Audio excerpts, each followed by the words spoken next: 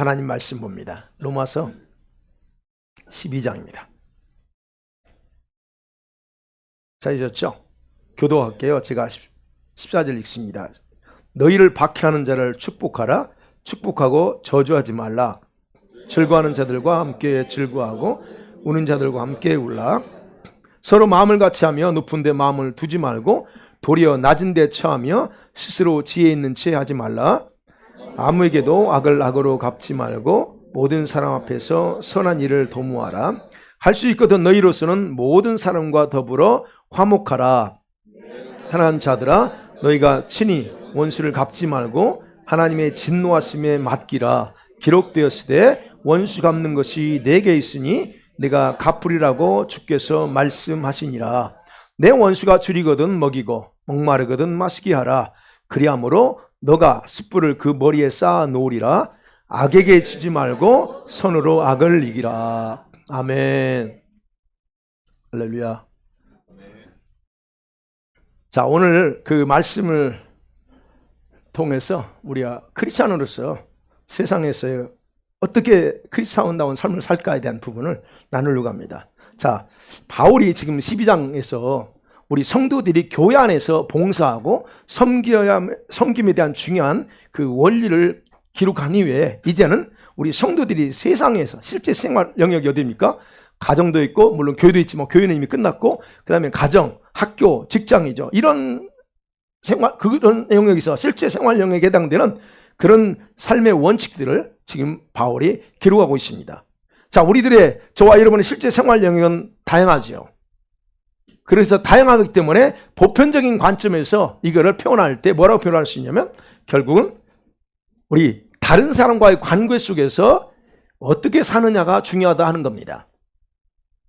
그래서 신약 성경 대부분 바울이나 베드로나 야고보나 또는 이 사도 요한이 기록한 그 편지서들을 보면 우리 크리스천들이 어떻게 살아가야 되는 그 삶의 원칙을 그냥 그리스도인으로서의 생활이라는 하는 그런 걸로 맥락으로 통일시켜서 말할 수 있습니다. 그런 부분에서 오늘 살펴봐요. 자, 초대교회 당시 오늘처럼 쉽게 예배를 드리고 하나님을 믿을 수 있지만 초대교회 당시에는 여러분 사도들과 우리 성도들이 전하는 이 복음을 이방인이든 유대인이든 받아들이기가 쉽지 않았던 때입니다. 물론 오늘날도 그럴 수 있어요. 왜 그러냐면 당시 사회적으로 종교적으로 문화적인 그 배경에서 받아들이기가 쉽지 않았다는 거예요. 당시에 무슨 사상이 지배했어요? 헬라 철학, 헬라 문화, 헬레니즘 사고방식에 쩌들어 있던 사람들이기 때문에 죽은 자가 살아났다? 그게 이해가 돼요? 이성적으로? 이해가 안 돼요. 죽은 자가 어떻게 살아나? 그러니까 이런 어떤 상황 속에서 쉽지 않았다는 거예요. 그럼 로마에서도 이제 누군가 복음을 전했습니다. 그래서 많은 사람들이 예수를 믿게 됨으로써 교회가 공동체가 생겼습니다. 그러면 그 공동체가 생겨서 이제 모여서 예배 생활하는데 근데 쉬웠냐는 거예요. 쉽지 않았습니다. 유대인대로 이방인은 이방인대로 비아냥당하고 조롱당하고 심하면 박해까지 받는 그런 상황이었습니다. 오늘은 거의 박해 없죠. 우리 특정한 국가 외에서는. 다시 말씀드리면 예수님을 메시아다라고 고백하는 그 신앙을 가지고 산다는 걸 결국 뭐냐면 자신의 명예도 박탈당해야 되고 아니면 자신의 직장도 잃어버려야 되고 아니면 다른 상황의 관계까지 다 끝나는 단절당하는 그런 상황이었다는 거예요. 그게 쉬웠냐 하는 겁니다. 자, 이런 상황은 이제 어쨌든 로마에서만 그런 건 아닙니다. 당시에 이스라엘과 그 다음에 소아시아 그리고 유럽에까지 그런 일을 사는 팽배에 있었습니다. 자, 바울은 이러한 사실을 충분히 알고 있었기 때문에 오늘 본문의 말씀에서 우리 크리스천들이 불신자들과의 관계에서 어떻게 사는 것이 가장 크리스천다운 생활인가에 대한 4가지 원칙을 소개하고 있습니다. 첫 번째 원칙이 그겁니다. 너희들 박해하는 자들을 뭐라고요? 축복해 주라 그럽니다. 바울은 실제로 로마 교회 성도들이 실제 당했던 가장 큰 이슈 중에 하나는 박해예요. 이 박해, 이때 당시 박해는 진짜 박해입니다. 그냥 지금처럼 어림당하고 힘들게 하는 거 아니고 진짜 박해예요. 자, 그래서 그런 박해자들에 대한 태도를 먼저 언급합니다. 그들을 저주하지 마. 여러분, 이 말씀은 예수님께서 이미 하셨던 기본적인 말씀이죠. 마태복음 5장 44절에서 시작. 나는 너에게 이르노니 너희 원수를 사랑하며 너희를 박해하는 자들을 위하여 기도하라. 박해라고 하는 헬라어 단어는 괴롭힌다는 거예요. 또 하나는 추격한다는 얘기예요. 이 말은 박해하는 사람이, 박해자가 마치 사냥개처럼 집요하게 추적하면서 괴롭히는 걸 말합니다. 한 번 이렇게 하는 걸 말하잖아요. 그 사람이 계속적으로 하는 거예요. 이게 박해입니다. 그 다음에 저주하지 말아요. 저주. 여러분, 저주한다고는 누군가에게 재앙이 내리도록 하거나 아니면 악담을 퍼붓는 행위죠. 근데 이게 직접적으로 그 사람한테 하기도 하지만 대부분 다 그렇게 하지 않고 혼자 중얼중얼하면서 쏟아낼 수 있습니다. 바로 이 단어가 저주라고 하는 헬라어 카타라우마이라고 하는 단어는 그 두 가지 의미가 있어요. 성경에서. 하나는 내가 누군가를 저주합니다. 그러면 그거는 자기 자신을 다른 존재에게 묶어버린다는 의미가 있어요.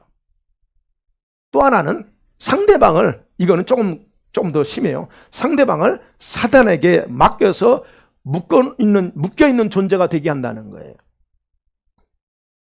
여러분, 이게 그래서 여러분이 누군가에 대해서 그거 궁시렁궁시렁하면서 하는 건 올바르지 않습니다. 그 다음에 축복한다는 말, 여기 축복이라고 그러잖아요. 바울이 축복한다는 헬라어 단어는 그거예요. 상대의 그 박해가 오히려 하나님의 축복으로 변하도록 하라는 말이에요. 우리는 그런 말을 들으면 바로 그걸 바꿔버려야 돼. 근데 못 듣죠, 저분 다.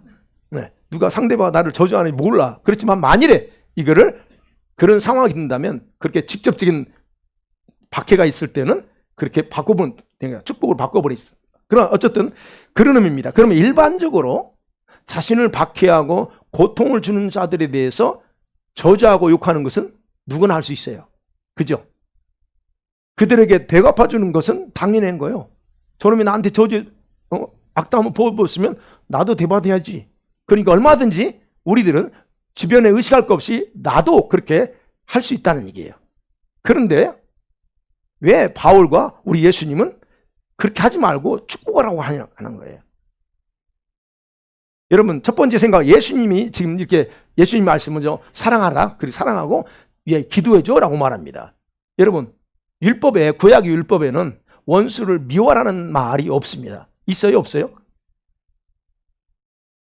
정확하게 있어요, 없어요?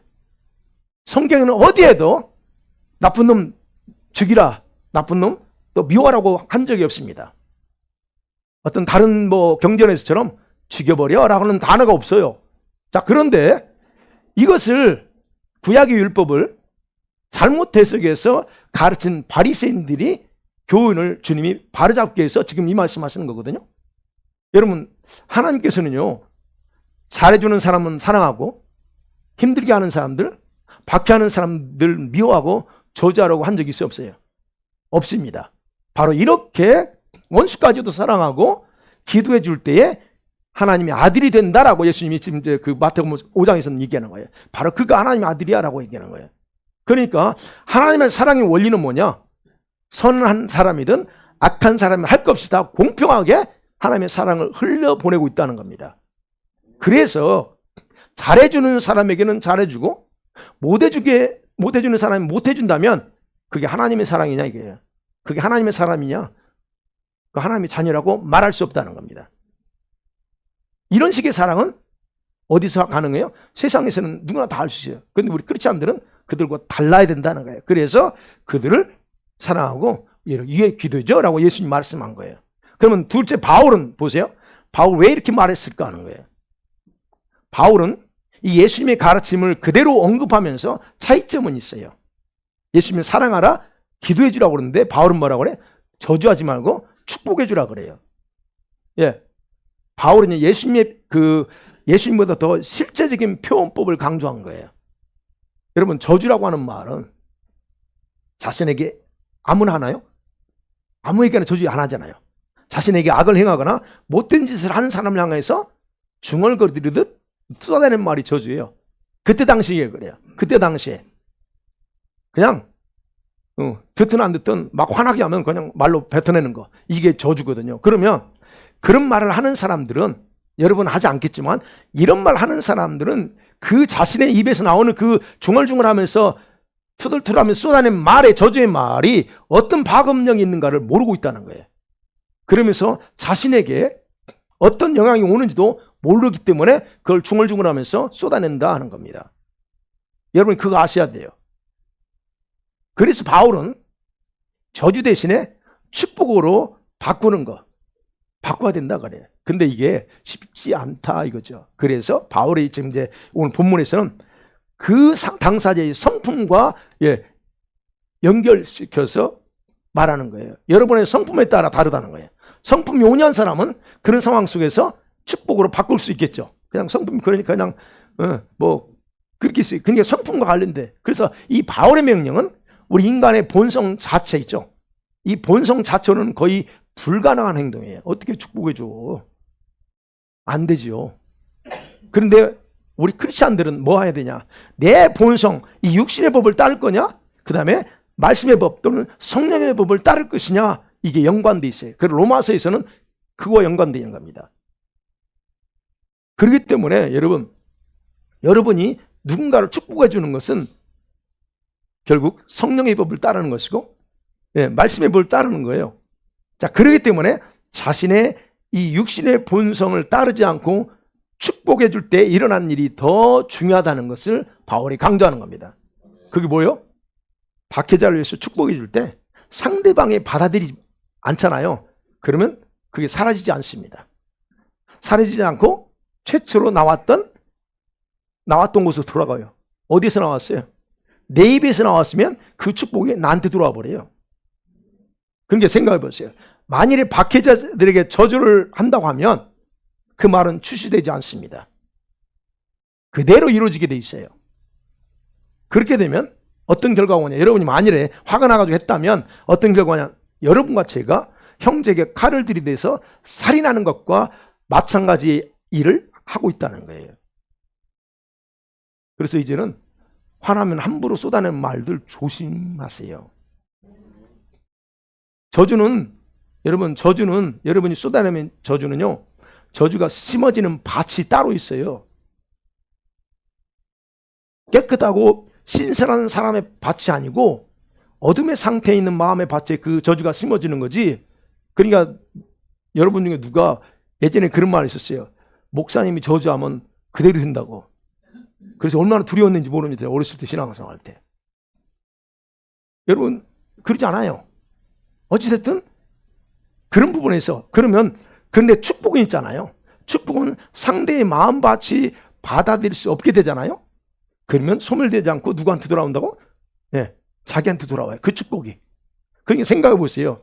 축복해 주라는 것은 내가 축복해 주면 상대가 받을 수 있느냐? 못 받아요, 그거. 그러니까 그 축복이 나한테 되돌아와. 무슨 말인지 아시겠죠? 왜 바울이 축복해 주라고 하냐? 이 말은 상대방을 위해서 그런 게 아니고 우리 성도들의 안전과 연관되어 있기 때문에 오히려 그냥 축복해 줘. 그러면 너가 어떤 축복을 비느냐에 따라서 그 축복이 너한테 돌아온다는 얘기예요. 그래서 인간관계 속에서 직장에서 사회에서 뭐 학교에서든 간에 이런 사람들 있다면 그냥 복을 빌어주세요. 그게 바울이 지금 그 가장 중요한 원리라고 말합니다. 두 번째 원리는 그럽니다.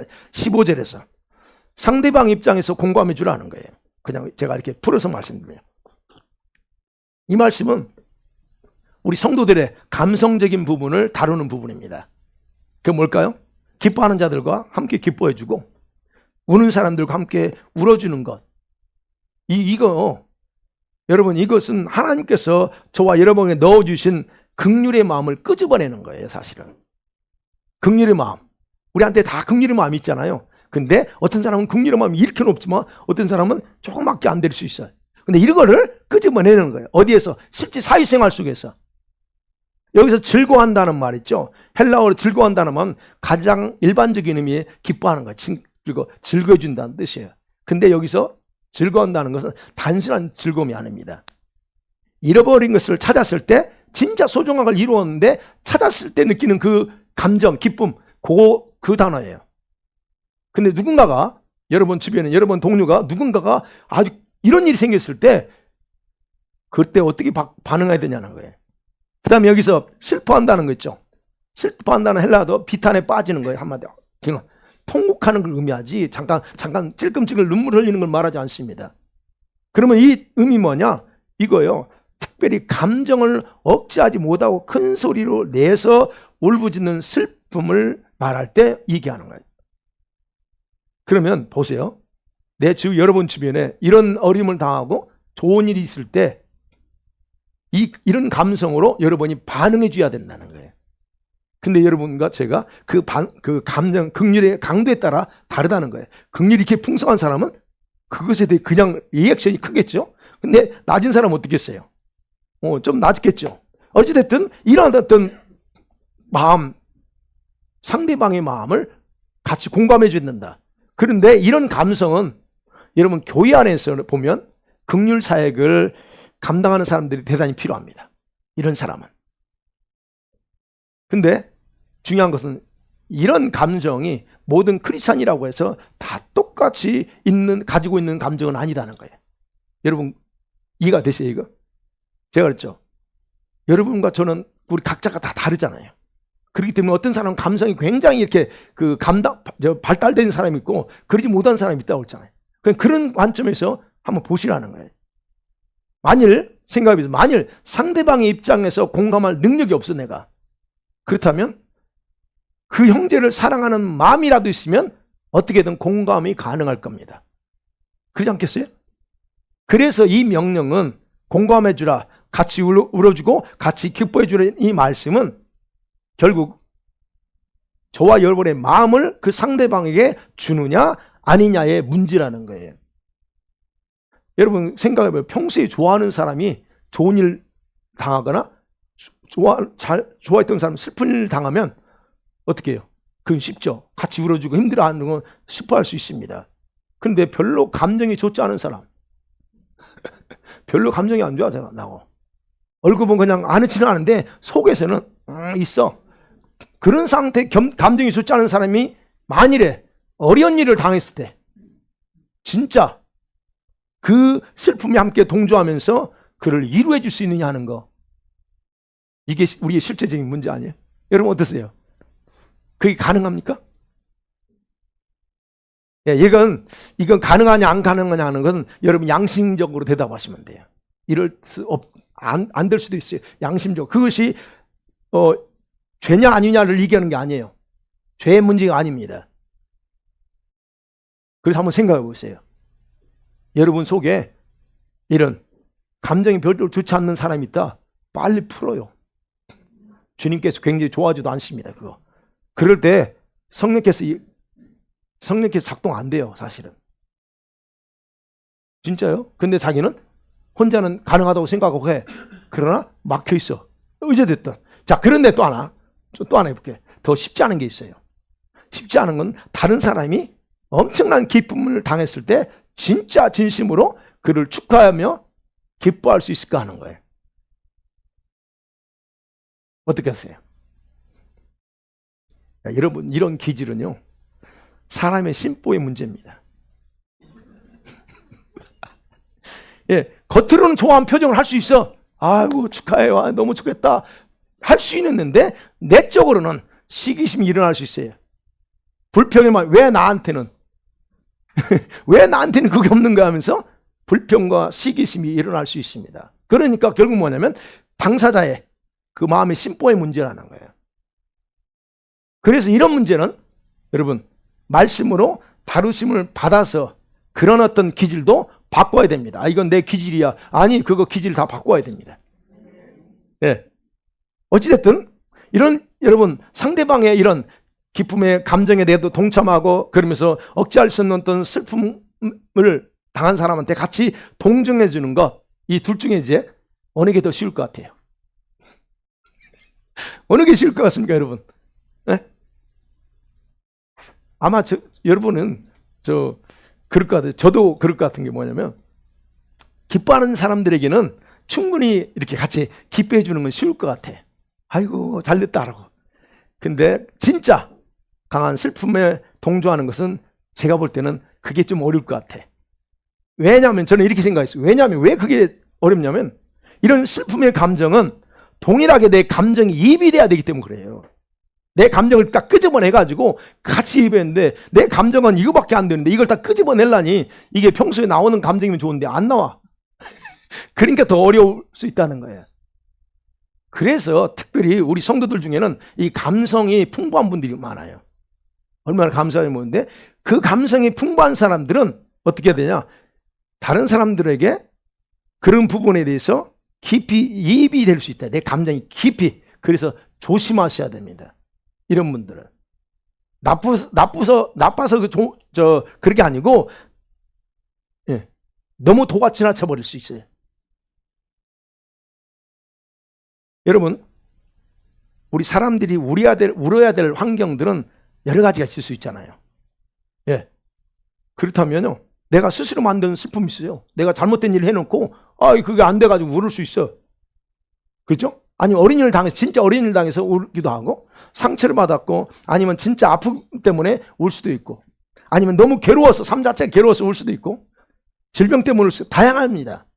자, 그렇다면 여기서 우리는 생각하셔야 될 게 왜 그들이 우는지를 구별해서 접근해야 된다 하는 겁니다. 스스로 어렵고 슬픈 일을 만들어서 우는 사람들은 자기가 만들었어요. 그렇기 때문에 그런 안타까움, 단순히 안타까움으로 기도해 주면서 그런 일을 반복하지 않도록 조언하면 돼요. 조언하면. 그러나 그 외의 슬픔들 어떻게 해요? 이런 상대방의 입장에서 공감하면서 함께 해줘야 된다 하는 것이 바울이 지금 15절에서 어쨌든 하고 있는 말씀이라는 거예요. 자, 그 다음에 세 번째로 16절에서 바울이 우리가 인간관계 속에서 원칙을 말합니다. 상대방의 필요가 뭔가 거기에 민감하라 말합니다. 상대방이 도대체 뭐가 필요하냐는 거예요. 여러분, 상대방의 입장에서 내가 상대의 어떤 힘든 것, 어려운 것들을 내가 공감했습니다. 그리고 그들의 감정이 교류됐어. 서로 힘 얻었어. 그 다음에 해야 될 게 뭐냐는 거예요. 상대방의 필요가 뭔가를 파악하라는 거예요. 이 16절은 사실 15절과 연결해서 생각할 수 있어요. 그래서 16절은 간단하게 표현하면 그래요. 그렇게 상대방에 대해서 공감하고 그랬을 때 조심해야 될 게 뭐냐? 너 상대방이 잘난 체하지 마 하는 겁니다. 내가 이렇게 공감해주고 이렇게 해주지만 그런 것을 가지고 잘난 체하지 말라는 거예요. 상대방을 보고서 말은 안 하겠지만 내적으로라도 나는 너하고 달라. 그러니까 나는 이런 일을 안 당했어. 뭐 이런 식으로 행동하거나 말하는 우월의식 갖지 말라는 겁니다. 16절이 그거예요. 마음을 같이 하며 높은 데 마음을 두지 말고 도리어 낮은 데 처하며 스스로 지혜 있는 채 하지 마라고 합니다. 여러분 보세요. 내가 상대방에 대해서 그런 의식을 갖게 되면 뭐가 되냐? 우리가 사랑하고 섬겨야 될 사람들이에요. 내 주변에 직장 동료든 뭐 누구든 간에. 근데 그런 사람들과 내가 스스로 분리시키는 거예요. 겉으로는 안 그랬었어요. 그냥 할 수 있는데 내면적으로 분리시켜서 가까이 할 수 없는 장벽을 내가 스스로 세우고 마는 거예요. 그거. 그러면 상대방과 내 스스로 장벽을 세워놓고서 어떻게 그들을 섬기면서 그들을 돕고 그러면서 내 자신을 삶 속에서 산재물로 바칠 수 있느냐는 거예요. 그게 가능할까 하는 거예요. 그래서 위선이 나오는 거예요. 말로는 그러는 행동은 전혀 다르게 할 수 있다는 거예요. 그래서 바울이 얘기한 겁니다. 그냥 마지막 부분 스스로 지혜 있는 척 하지 마. 잘난 척 하지 말라는 겁니다. 그래서 그렇게 한다 할 경우에는 여러분 상대방의 필요가 무엇인가를 생각하는 것보다 자신의 우월감에 더 집중되어 있다는 얘기예요. 그 마음 자세가. 물론 이제 우리가 사람들 관계 속에서 사회적으로 신분적으로 상대방보다 더 높고 귀할 수 있어요. 그건 사실일 수 있습니다. 그러나 우리가 누구냐 하는 겁니다. 구원받고 성령 체험하고 구원받은 하나님의 자녀들이야. 그렇다면 우리는 어디에? 그 세상에서, 직장에서, 학교에서 그들을 섬기고 예수 그리스도를 증거하고 예배하는 삶을 살아야 될 사람들이 아니냐는 거예요. 그런데 그들과 동일한 위치가 아닌 더 낮은 자세로 내려가지 않으면 우월의식에 사로잡혀서 그렇게 행동하는 게 뭐가 다르냐는 거예요. 그들과 똑같다는 얘기예요. 바울이 지금 그 얘기하는 겁니다. 상대방이 자기보다는 훨씬 더 훌륭하다고 겸손하게 여기면서 자신을 낮추는 가운데 그렇게 하라는 거예요. 그래야 상대방과 하나로 마음이 연합될 수 있대. 그래서 16절에 서로 마음을 같이 하면, 이건 성도들끼리 얘기하는 게 아니고 소속되어 있는 그곳에서 그 사람 마음이 하나 되는 거예요. 그래야 그 상대의 필요에 더 눈을 쉽게 그 눈을 뜰 수 있게, 뭐가 필요한지를 뜰 수 있다는 얘기예요. 결국 이것도 역시 여러분, 이것도 자신의 자아가 죽고 본성이 아닌 성령의 법을 따라야만 또 가능할 수 있어요. 안 되거든. 자기를 낮춘다는 게, 그냥 자기를 예수님처럼 낮춘다는 게 훈련되고 있는 사람은 괜찮아. 근데 안 돼 있을 수 있어요. 그런 사람들은 본성이 죽지 않으면, 그리고 성령의 법을 따르지 안 돼. 그리고 자기 자신을 겸손함으로 낮추고 낮은 자의 자리로 내려가지 않으면 지키기 쉽지 않는 명령입니다. 여러분 보세요. 자기가 좋아하는 사람들의 필요는 쉽게 보이잖아요. 김 집사가 뭐가 필요하면 눈에 팍 들어올 수 있습니다. 근데 그렇다고 하면 다른 사람을 더 귀하게 여겨야 좋아하지 않는 사람들의 필요도 더 잘 볼 수 있다는 거예요. 이것이 바로 오늘 바울의 의미는 나 자신과 상대방의 같은 마음을 품는 거다라고 하는 겁니다. 하나가 되라 하는 얘기예요. 그러니까 결국 상대방이 마음을 낮추느냐 아니냐가 문제가 아니에요. 상대방이 나한테 더 잘해주면 내가 할게, 이 문제가 아니라는 거예요. 상대가 뭘 하든 어떤 것이든 간에 나 자신을 스스로 낮추는 것이 가장 먼저 중요하다 하는 거예요. 여기서 낮춘다고 하는 거 그랬죠? 낮은 데 처하며 이런 말씀이요. 헬라어로 비천한 상태를 간다는, 즉 겸손한 상태, 형용사에 내려가는 건데 뭡니까?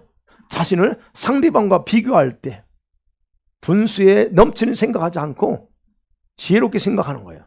내가 이때 그렇지 않아서 어떻게 하는 게 옳으냐 하는 생각을 하고 행동하는 것이, 그게 낮춘다는 뜻입니다. 잠언서 3장 7절에 보면 시작, 스스로 지혜롭게 여기지 말지어다 여호와를 경외하며 악을 떠날지어다. 분명히 바울이 있죠. 지혜 있는 채 하지 말라고 했던 거. 스스로 지혜 있다라고 여기지 말라고 하는 거. 왜 그럴까? 솔로몬도 말합니다. 지혜 있다고 그러지 말래. 여러분, 스스로 지혜롭다고 여기는 그 자체가 얼마나 어리석음이냐면 자신을 과대평가하는 데서 나오는 오만함이라는 거예요. 그게. 그리고 자신이 어리석다고 하는 것을 증명하는 것이 그게. 물론 스스로 나는 지혜로워라고 말은 안 하겠지. 근데 그 행동과 말과 태도에서 나온다는 얘기, 그게 바로 그 얘기가 나옵니다. 자, 이런 마음으로 가정에서, 직장에서, 학교에서, 아니면 자기가 소속된 곳에서 상대의 필요를 파악할 수 있느냐는 거야. 불가능해 그거. 그래서 바울은 상대방의 필요에 더 민감하기 위해서는 다른 사람이 자기보다 더 훌륭하다고 여겨야 된다라고 16절에서 그렇게 말하고 있습니다. 약간 오늘 설교가 도덕적인 설교 같죠? 네. 그 다음에 네 번째 마지막으로 17절에서 21절까지 내용인데요. 이겁니다. 할 수 있거든 모든 사람들과 화목한 관계를 만들라 그럽니다. 대인관계에서 원수 만들지 말라 하는 거예요. 여러분 18절에 할 수 있거든 그럽니다. 이 말이요. 그렇죠. 18절에 너희 모든 사람 화목하라 그러잖아요. 이 말은 이겁니다. 우리가 아무리 모든 사람과 좋은 관계를 맺으려고 해도 이 옆에 친구가 안 그럴 수 있잖아요. 이걸 전제하고 얘기하는 거예요 지금. 그래서 할 수 있거든 그럽니다. 완벽하게 100% 다 안 될 수 있다는 거예요. 그런 관계 속에서 그럼에도 불구하고 그런 한계가 있을지라도 너는 최선을 다하라는 얘기입니다. 너의 최선을 다하면 된다는 거예요. 우리 사회생활하면서 가급적이면 적을 만들지 말고 좋은 인간관계 만드는 거, 이게 지금 17절부터 그 내용이에요. 여러분 주변에 아니면 직장과 학교에서 어렵게 하고 힘들게 하는 사람들, 특별히 내 믿음을 지켜서 살아가려고 하는데 방해하는 사람들이 있을 때에 가장 기본적으로 생각해야 될 게 뭐냐는 거. 17절 이겁니다. 악으로 갚지 마라고 하는 겁니다. 네. 그렇죠? 아무도 악을 갚지 말라 그래요. 여러분, 악으로 갚는다 만일에 여러분이 그렇다면 그거 뭐가 어떤 결과가요? 21절에서 뭐라고 그랬습니까? 악에게 지지 말고 선으로 악을 이기라 그랬어요. 여러분, 그 악에게 지는 겁니다. 악을 이기는 방법은 유일한 하나밖에 없어요. 뭐예요? 선이에요. 선으로 반응할 때 악을 이길 수 있어요. 그러면 악한 자가 똑같이 내가 악해진다? 그 악은 절대 사라지지 않습니다. 가정에서도 마찬가지. 아내가 그렇게 생긴 게 아내가 남편이하고 또 아니면 뭐 친구들 사이도 똑같이 해버리면 그 악은 안 끝나요. 안 사라져. 그래서 지금 바울이 얘기하는 거예요. 오히려 모든 사람들이 옳다고 여기는 지혜로운 결과를 만들기 위해서 노력하라 그래요. 그게 17절입니다. 악을 갚지 말고 모든 사람 앞에서 선한 일을 동모하라 그래서 선한 일. 이 말이 굉장히 중요한데요. 내가 손해보는 것 같지만 그게 내가 손해보는 것 같아. 아, 나는 억울하다고 느껴져. 그죠? 그 손해보는 거잖아요. 그런 것 같지만 그것이 아름다운 결과를 만들어낸다면 그것을 하라는 거예요. 그게 여기서 선한 일. 그러면 여기서 선하다고 하는 헬라어는 아가도스라는 단어가 있고 칼로스라고 하는 단어가 있는데 아가도스가 아니에요. 여기서 칼로스라는 단어예요. 이건 뭐냐면 유익하다는 거예요. 유익함을 선이라고 그래. 아름다움. 이건 자연적이고 도덕적인 유익함을 말합니다. 그러니까 이거예요. 모든 사람이 볼 때 아 이거 괜찮아 라고 하는 이게 선한 일이에요. 근데 내가 생각도 선하지 않다고 한다면 본인이 그걸 악이라고 여기는 거예요. 근데 모든 사람 모든 사람 공감할 수 그 괜찮네 그렇게 하는 게 낫겠네라고 하는 게 선인데 이게 선이에요. 근데 도모하라고 하는 단어 헬라 하는 거예요. 뭐냐면 몰두하라는 거예요. 그 뭔가를 몰두하라는 거야. 미리 생각하고 몰두하라는 거야. 근데 여기서 말하는 시제가 분사 명령형입니다. 그러면 소극적으로 하라는 게 아닙니다. 이 진짜 아름다운 것, 모든 사람들이 생각할 때 진짜 괜찮아라고 하는 그 결과를 만들기 위해서는 거기에 몰두하라는 그게 내가 속에서는 뒤집어지 아닌 것 같더라도 그거 있다면 그걸 하기 위해서 내가 몰두하라는 적극적인 명령입니다. 그뿐만 아니라 이제 그런 사람들에 대해서 절대로 복수하려고 하지 말라고 바울이 명령해요. 그게 19절 이하입니다. 복수하려고. 거기에 대해서 반드시 내가 뭘 하겠다라고 하는 이거 있죠. 이거 하지 마. 이게 여러분 일반적으로 우리 사람들은 자기가 억울하다고 여기는 거 진짜 나 억울해. 난 안 했는데 억울하다고 여기는 거 그렇기 때문에 그대로 갚아주겠다는 감정을 가지고 자꾸 그대로 되돌려 주려고 합니다. 근데요 여러분 잘 생각해 보세요. 어느 누구도 공정하게 그거를 대갚아 줄 사람 한 사람도 없습니다. 무슨 말이에요? 왜 그러냐면 사람이 상대방이 나한테 한 것보다 원수를 더 갚았으면 갚았지 덜 갚는 경우는 없어요. 나한테 100달러 손해봤지? 알겠어? 나도 100달러 손해볼게 할 거야. 그럴 수 있습니다. 가치로는 100달러야. 그런데 내가 더 하면 하지 덜 해주지 않는다는 거예요. 이해가 되시죠? 무슨 말씀인지. 그 공정하게 갚아주는 게 아니에요. 그거 뭐에 내 마음 중심에 이거는 그 속에 분노의 감정이 들어가 있어요. 100불을 손해 못 겠다 할지라도 내가 반드시 내가 갚아버릴 거야 하는 이게 불 끓는 이게 있기 때문에 덜 해주는 게 아니야. 더 하면 다 하지. 그래서 복수할 권한은 사람에게 주지 않았어요. 하나님이. 사람에게 주지 않고 누구한테? 하나님만이 가지고 있다 그래요. 그래서 19절 얘기하잖아요. 하나님이 진노하심 맡기라. 원수 갚는 건 내게 있다라고 하는 거예요. 원수 갚는 것 주님의 고난 속에 있습니다.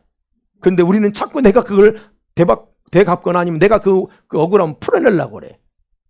여러분, 그런 부분에서 생각하세요. 그러면 봐요. 이런 일을 당했을 때, 억울한 일을 당했을 때 우리 성도들은 어떻게 해야 될까요? 사회 속의 직장에서 이제 그렇습니다. 대인관계 속에서 어떻게 해야 되냐는 거예요. 성경은 절대로 물리적인 행동하지 말라고 말합니다. 물리적인 행동이 아니라 오히려 상대방이 어려울 때 먹이고 상대방이 어려울 때 마시게 하라는 거예요. 오히려 더 공급해줘 버리라는 거예요. 나는 상대는 절대 아니라고 생각할 때 그냥 더 잘해주래요. 이게 뭐예요? 지금 그게 20절의 말씀이잖아요. 네 원수가 주리니 먹여줘. 목마르 하면 더 먹여버려 라고 말합니다. 이게 뭐예요? 자신의 복수의 감정과 반대되는 일을 하라는 거예요. 그것이 어떤 결과를 가져오느냐? 그게 이제 20절 말씀 잠언서 이 말씀이에요. 그게 어떤 결과예요? 내가 잘해줄 때 상대방의 머리 위에다가 숯불을 올려놓은 것이요. 똑같아. 이 숯불이 뭔 숯불이냐는 거예요. 잘해주면 숯불을 올려놓은 건데 내가 복수하려면 문제가 돼. 그럼 보세요. 이렇게 되잖아요.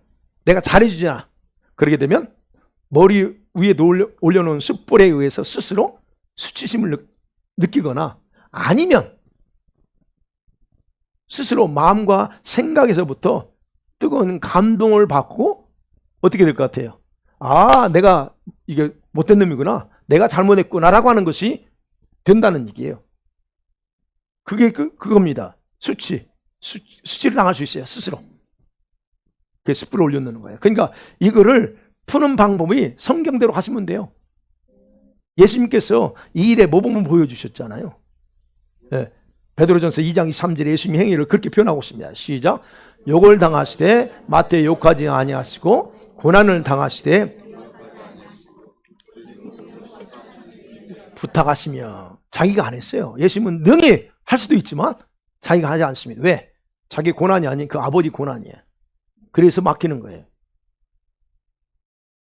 자, 이 바울이 지금 그 얘기하는 것처럼 아버지의 고난에 맡기게 되면 내가 내 손을 더럽히지 않게 돼.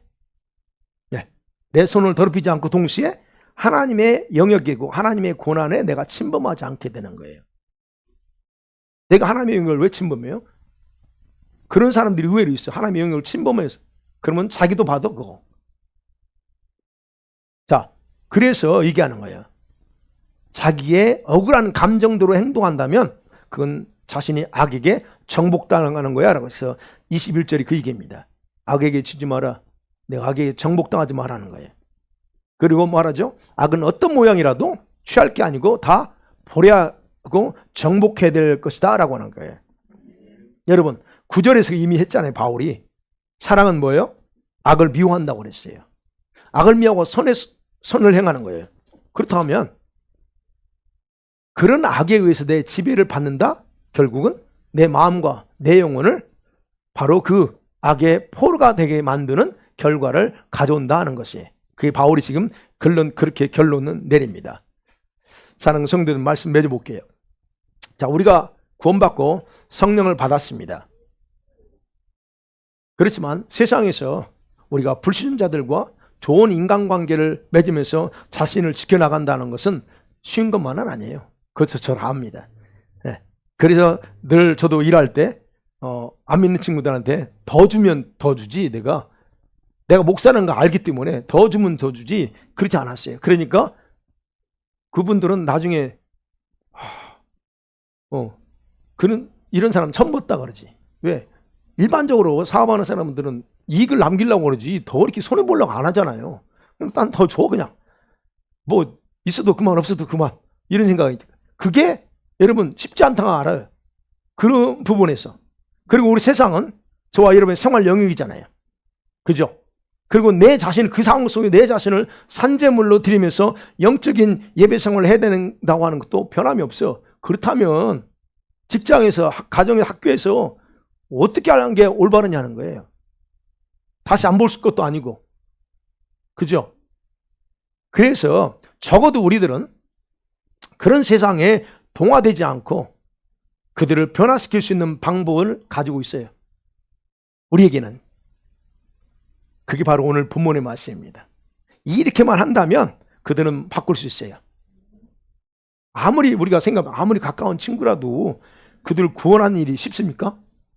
만만치 않아요. 남편도 구원하기 힘든데 나와 상관없는 사람을 한 사람 구원시키는 게 쉬운 게 아니라는 거예요. 그리고 우리 성도들이 주님께 아셔야 될 건 여러분과 제가 주님께 훈련되어진 만큼 또는 다듬어진 만큼 그 부분에서는 좋은 관계를 맺으면서 아름다운 열매를 맺을 수는 있습니다. 여러분이 100%가 안 돼요. 다듬어진 부분, 훈련받은 영역이 있을 거예요. 어떤 영역에서는 여전히 여러분 중에서는 어떤 영역에서는 여러분이 자아가 파쇄되어야만 자연스럽게 순종되어지는 것도 있을 수 있어요. 그건 무엇인지 파악하셔야 돼요, 여러분. 근데 어느 부분에서 안 돼. 근데 대부분 감성적이겠죠. 억울한 일 당하거나 본인이 당했다고 느끼거나 아니면 뭐 이럴 때 생각지도 않는 막 누군가 나를 오해해가지고 막 이럴 때 어떠세요, 여러분? 그 부분을 보세요, 한번. 아직 내가 자아가 아주 파릇파릇하게 살아있구나. 예. 그러니까 이럴 경우는 파쇄되지 않으면 쉽지 않아요. 그럼 봐요. 바울은 뭘 기대하고 이 명령을 하냐는 거예요, 지금. 뭘 기대했을까요? 우리한테. 오늘 이게 말씀 우리한테 주는 거죠? 우리한테 뭘 기대했어요? 우리들이 할 수 없을 거라고 생각하고 이 말씀 하는 건 아닙니다. 할 수 있다라고 하기 때문에 하시는 거예요. 왜요? 여러분 생각해보세요. 우리의 죄악된 본성으로는 이 원칙을 지키는데 한계가 있어요. 그래서 하다가 중간에 마음에 안 들면 에이 하고 돌아설 수 있다는 거예요. 그런데 우리에게는 이미 어떤 원칙이라 할지라도 해낼 수 있는 원동력이 우리 내면에 있다는 겁니다. 그게 뭡니까? 예수 그리스도, 우리의 구원자신 예수 그리스도, 그분이 계십니다. 그분이 어떤 거예요? 어떤 일이 있어요? 친히 먼저 모범을 보여주시면서 우리도 그대로 할 수 있다라고 하신 거예요. 아까 그랬잖아요. 베드로전서 2장 23절에 모범을 보여줬어요. 그것만 있습니까? 여러분에게 성령께서 내주하시면서 뭐 하세요? 여러분을 도우시면서 어떤 상황도 여러분이 순종만 한다면 그 상황도 바꾸려고 준비하시고 인도하시는 그분이 계신다는 겁니다. 할렐루야. 그러면 보셔야 돼요. 성령께서는 저와 여러분이 교회에서만 열심히 잘하고 이걸 원하지 않습니다. 교회에서 잘했어요? 그럼 어디에요? 가정에서도, 직장에서도, 세상에서도 그리스도인다운 생활을 동일하게 하기를 원하신다는 거예요. 그래서 이런 부분에서 우리에게는 이미 충분히 모든 걸 해낼 수 있는데, 근데 문제는 여러분과 저의 의지적인 결단이 필요합니다. 의지적인 게 성령도 도와주려고 합니다. 상황도 바꾸고 사람의 마음도 바꿔서 움직이려고 합니다. 그런데 여러분의 의지적인 결단, 이게 먼저 중요합니다. 그러면서 성령의 도우심을 이제는 받으시면서 십자가에서 죽기까지 참으시면서 승리하신 예수 그리스도 그분만을 생각하고 나간다면 반드시 여러분과 저는 세상에서 자신을 산재물로 드리는 생활을 충분히 이뤄낼 수 있습니다. 그래서 하나님의 이런 특별한 긍휼하심과 예수님이 지켜보고 계시잖아. 그 지켜보시는 것과 성령의 인도하심 속에서 여러분이 한 주간 어떤 이슈가 많이 생길 때, 사람과 관계 속에 생길 때 이 부분에 거뜬히 이겨내는 삶을 살기를 주의 이름을 간절히 축원합니다. 아멘.